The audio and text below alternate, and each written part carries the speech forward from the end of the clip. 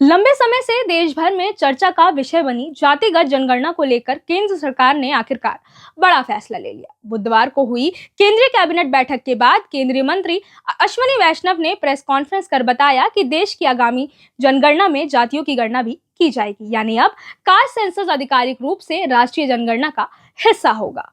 देश में 1947 के बाद पहली बार जातिगत आधार पर जनगणना की जाएगी। यह मुद्दा खासकर बिहार में जातिगत जनगणना के बाद राजनीतिक और सामाजिक बहस का केंद्र बन गया था। मुख्यमंत्री नीतीश कुमार की पहल के बाद इस पर कांग्रेस और अन्य विपक्षी दलों ने केंद्र सरकार को लगातार घेरा।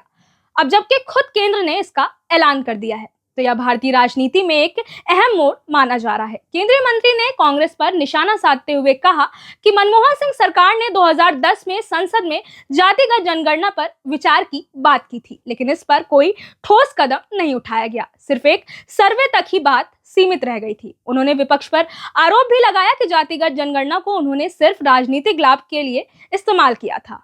वैष्णव ने यह भी साफ किया कि जातिगत जनगणना केंद्र का विषय है और कई राज्यों ने यह कार्य किया तो सही, लेकिन कुछ ने इसे गैर प्रमाणिक तरीके से अंजाम दिया। इसलिए अब इसे संपूर्ण भारत के स्तर पर एकीकृत और अधिकृत तरीके से किया जाएगा। बता दें कि कैबिनेट बैठक में जातीय जनगणना के अलावा और भी बड़े निर्णय लिए गए हैं। शिलांग से सिलचर तक हाई स्पीड कॉरिडोर के निर्माण को मंजूरी दे दी गई, जो करीब 2200 करोड़ रुपए की लागत से बनेगा। इसकी लंबाई 166.8 किलोमीटर होगी। यह प्रोजेक्ट पूर्वोत्तर भारत के विकास की दिशा में एक बड़ा कदम माना जा रहा है। हाल ही में पहलगाम में हुए आतंकी हमले को लेकर सुरक्षा मामलों की कैबिनेट समिति की भी बैठक चल रही थी। ऐसे में केंद्र सरकार ने आंतरिक सुरक्षा से जुड़े कई मुद्दों पर भी चर्चा की और जरूरी रणनीतियां भी बनाई।